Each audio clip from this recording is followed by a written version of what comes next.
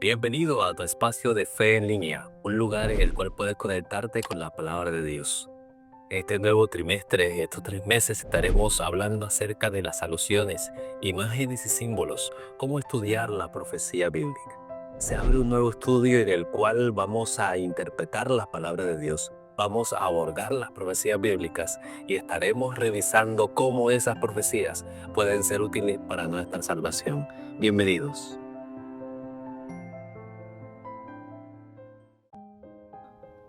Durante este trimestre estaremos estudiando este folleto que es de vital importancia para el crecimiento espiritual. Y la primera lección que se nos abre precisamente para esta nueva semana es acerca de algunos principios de interpretación profética. El autor hace referencia al libro de Jeremías, el capítulo 9, versículo 24, como versículo para memorizar. Si no, alábese en esto, dice el versículo, el que se haya de alabar en entenderme y conocerme que yo soy el Señor, que actúo con bondad, justicia y rectitud, porque eso me complace, dice el Señor. Entender y conocer a Dios. Son dos infinitudes que de pronto no podemos alcanzar. Nuestra mente finita no puede comprender lo infinito. Pero ¿cómo conocer y entender a Dios? Porque Él a través del escrito profético nos dice que debemos entenderle y conocerle. La única forma que podemos recibir para poder entender y conocer a Dios es a través de su autorrevelación. Dios se autorrevela a través de su escritura. Teología significa conocer a Dios. ¿Y cómo conocer a un Dios indescriptible? ¿Cómo Dios puede bajar a nosotros y hacer que nuestra mente finita pueda comprender lo infinito? Pues hoy podemos conocer la autorrevelación del Señor. La profecía también tiene que ver con la autorrevelación de Dios. En el libro de Daniel, el capítulo 10, Dios dice que tomó del libro de la verdad que está en el cielo y le dio a conocer a Daniel. Por eso Amós, capítulo 3, versículo 7, dice que nada hará el Señor si que antes revele su secreto a sus siervos los profetas. Pero por eso debemos tener claro qué dice la Biblia acerca de Dios. La única forma de comprenderlo es a través de su autorrevelación. Y durante esta semana abordaremos cómo podemos establecer principios claves, normas claves que la Biblia misma da para su propia interpretación. El que lee, entienda. En el mundo hay una diversidad de interpretaciones que quizás confunden a muchas de las mentes de parte de los hermanos, de parte de las personas que quieren estudiar las profecías. Durante la historia de la interpretación bíblica y profética, se han abierto algunas escuelas de interpretación. Está la preterista, está la futurista, está la idealista y la historicista. Y esta gama de interpretaciones ha llevado a que algunos tomen el texto bíblico como si fuera cualquier trozo de literatura. Es más, el autor presenta dentro de su relato que la Biblia se parece a un instrumento musical con el que cada cual interpreta la melodía que se le antoja. Todo el mundo quiere hacer teología, todo el mundo quiere interpretar y lo interpreta a su manera, a lo que él desea exponer, a lo que él desea referenciar. Pero ¿será que la Biblia da algunos principios claves? ¿Será que la palabra del Señor orienta acerca de la profecía bíblica?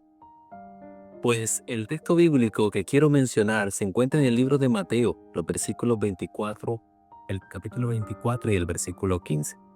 Y hay otros textos que voy a mencionar para que podamos leer y revisar qué dicen los autores bíblicos acerca de la interpretación correcta de la palabra del Señor. Mateo 24:15 dice: Por tanto, cuando veáis en el lugar santo la abominación desoladora del que habló el profeta Daniel, el que lea, entienda. El autor Mateo, en el Apocalipsis de los Evangelios, Mateo 24, conecta precisamente una profecía del libro de Daniel con una expresión muy particular: el que lee, entienda. Es decir, que la persona que va a estudiar la palabra de Dios, la profecía, tiene que tener un discernimiento espiritual fundamental para poder comprender lo que quiere decir el texto bíblico. Apocalipsis 1:3 menciona también y hace referencia a lo mismo. Bienaventurado el que lee y los que oyen las palabras de esta profecía y guardan las cosas en ella escritas, porque el tiempo está cerca. Tres cosas fundamentales menciona Apocalipsis. La primera es oír las palabras, la segunda leer y luego en tercer lugar se menciona la expresión guardar. Tres cosas: se lee, se oye y se guarda. Ahora, ¿por qué el Apocalipsis menciona esto de esta manera? En primer lugar, porque las cartas, en este caso el Apocalipsis, que es profético, pero se había de leer a la iglesia en su momento. Las personas oían esa palabra que se estaba leyendo en la iglesia particular y ahora entonces su deber era guardarlo. Pero hay un énfasis particular en guardarlo. ¿Por qué? Porque esta es la primera bienaventuranza que se encuentra en el Apocalipsis. Hay 7 bienaventuranzas en el Apocalipsis y esta habla acerca de guardar las cosas en ellas escritas. Es decir, que debemos guardar la profecía. Pero ¿cómo guardarla? La sexta bienaventuranza en Apocalipsis 22:7 hace referencia también a guardar las palabras del libro. Y esa misma expresión, que en griego es tereo, se conecta con dos frases muy claves del libro de Apocalipsis y del libro de San Juan. Apocalipsis 12:17 dice que aquellos que están en el remanente final guardan los mandamientos de Dios y tienen la fe de Jesús. Y el Señor dijo en el libro de Juan: si me amáis, guardad mis mandamientos. Guardad implica que mi corazón debe estar receptivo a esa palabra, a esa profecía. Es por eso que aquellos que vienen a buscar errores, aquellos que vienen con una disposición turbia en su mente y en su corazón para recibir la palabra, no pueden recibirla adecuadamente. ¿Por qué? Porque no han sido iluminados por el Espíritu Santo, porque Dios no ha hecho una transformación en su vida. Hoy Dios quiere invitarte a ir a la Biblia precisamente no como un libro de literatura más, sino como algo en lo cual Dios quiere darte la salvación. Dios es comprensible. Cuando nosotros queremos comunicarnos con otras personas, queremos tener la claridad en el vocabulario, tenemos que tener la claridad mental para podernos comunicar.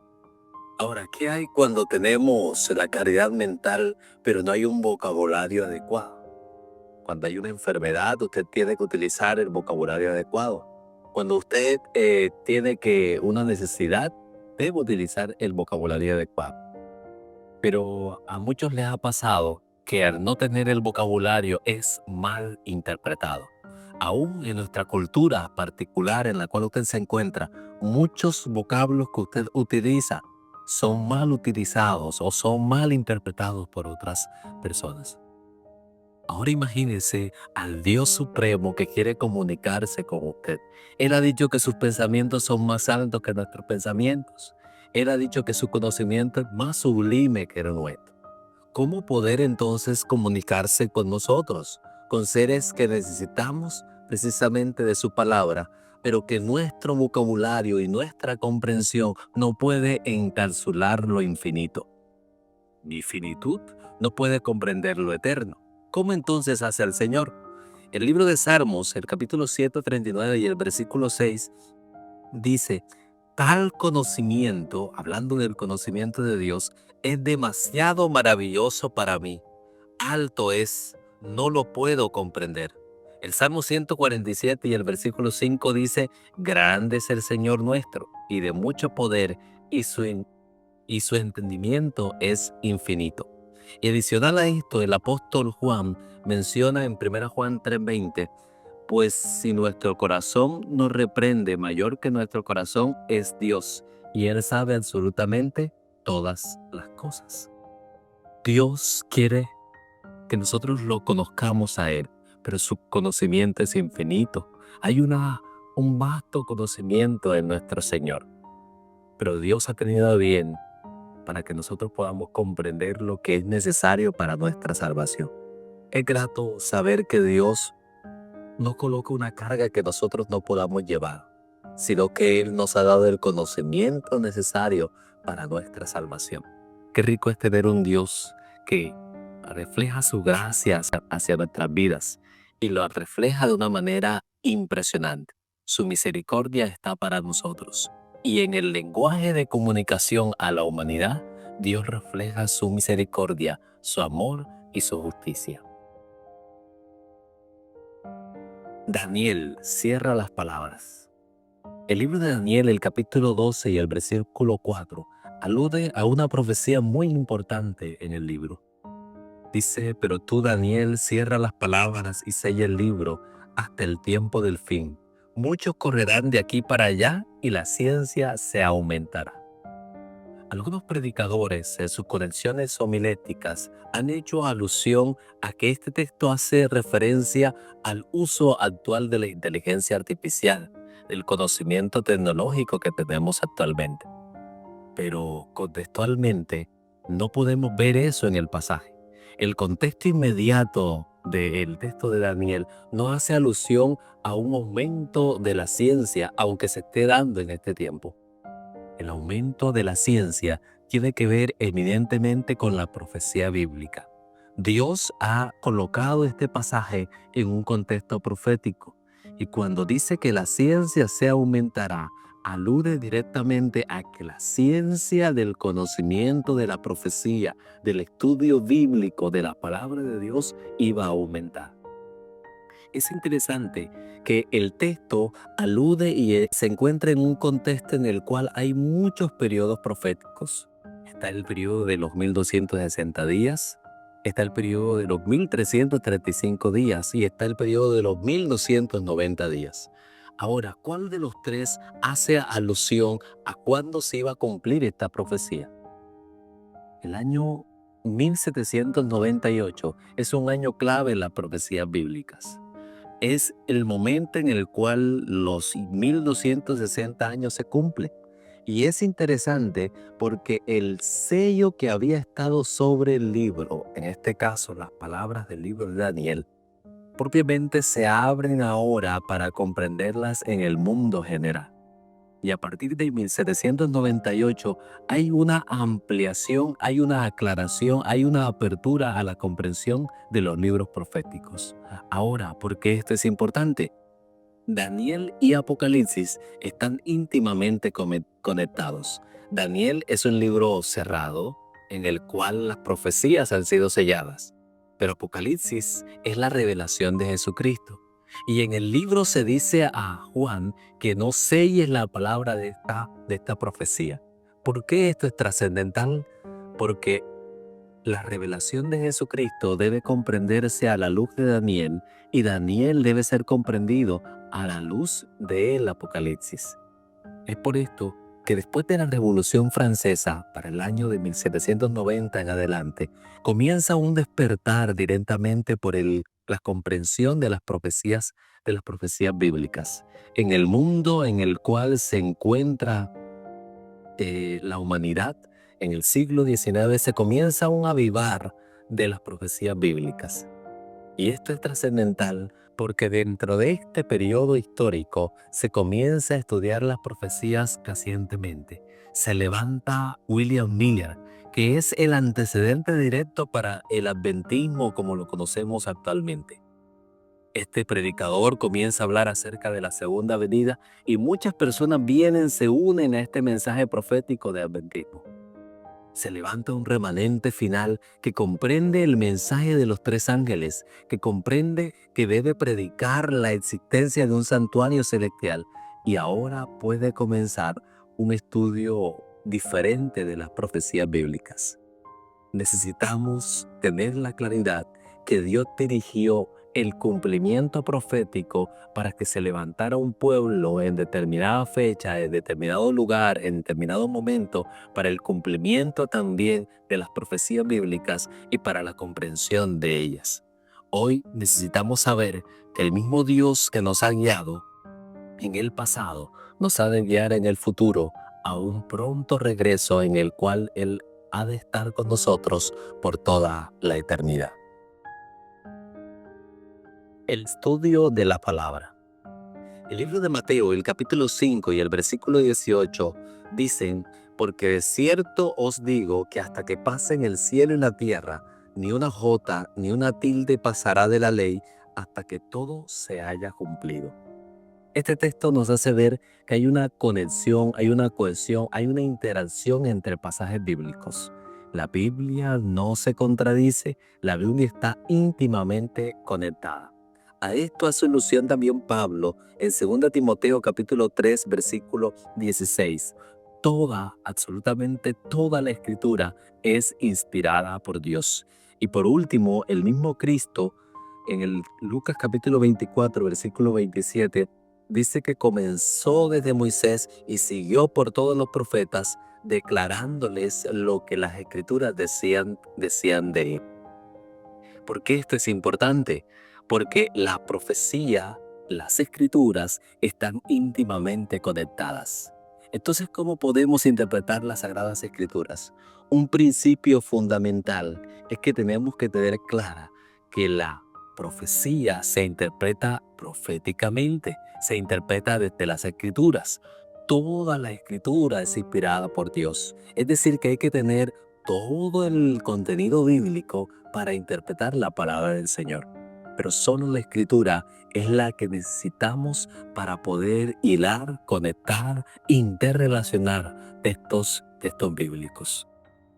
El autor de la lección hace referencia a diferentes personas que conectan algunos, puede ser rompecabezas, y toman algunas partes y creen que esas partes son las necesarias para armar el rompecabezas.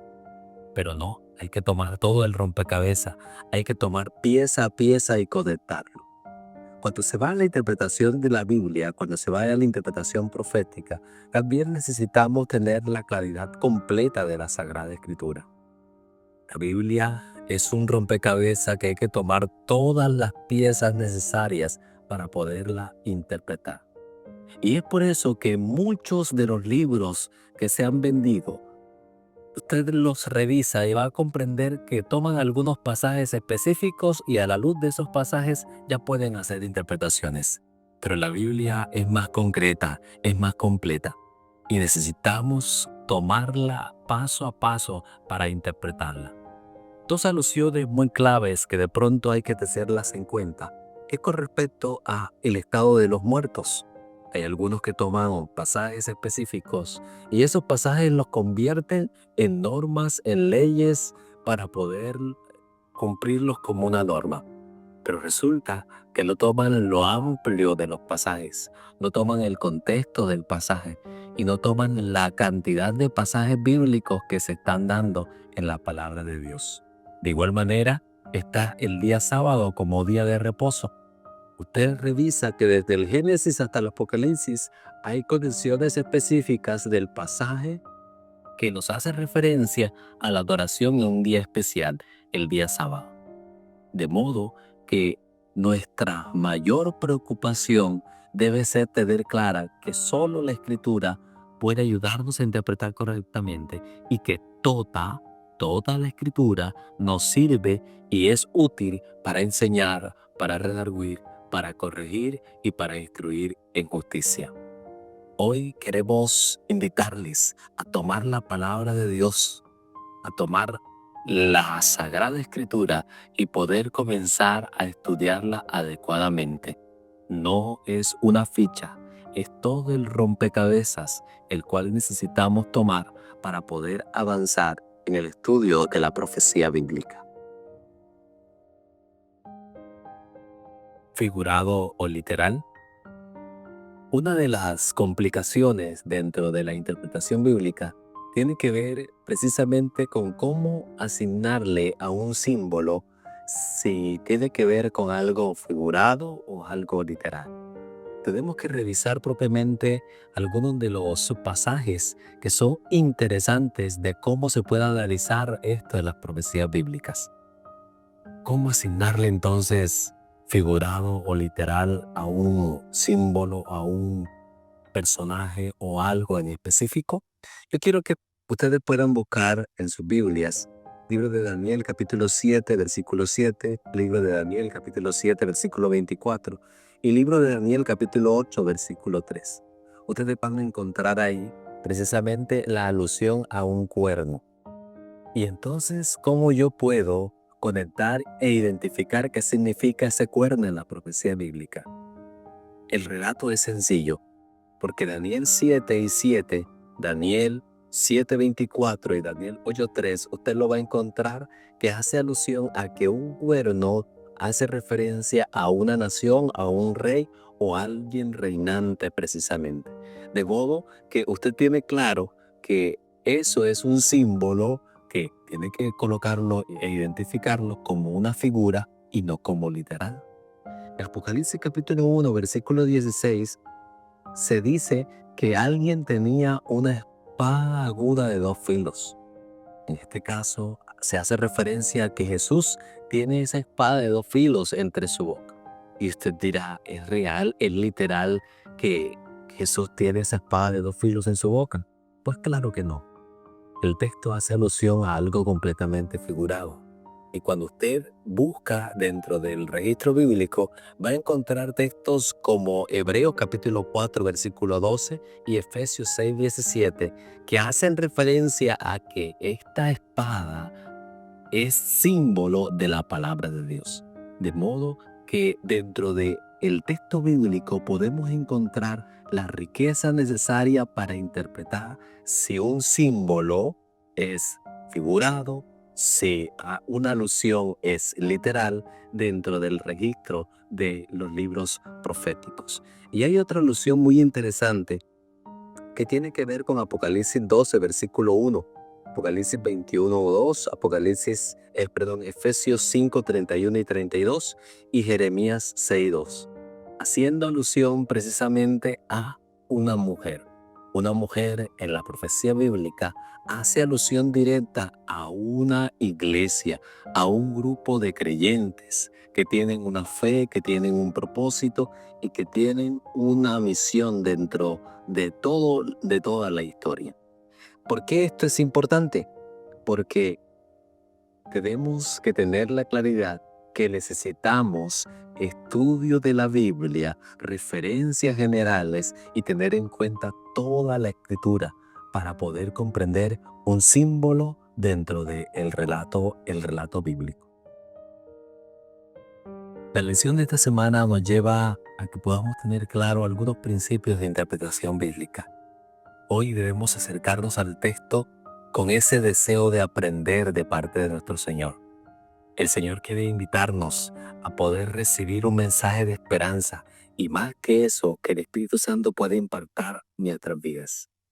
Más que definir si es simbólico y literal, nuestro espíritu debe ser el correcto a ir al texto bíblico. Dios te invita hoy a hacer de la profecía un lugar de salvación. Que Dios te bendiga.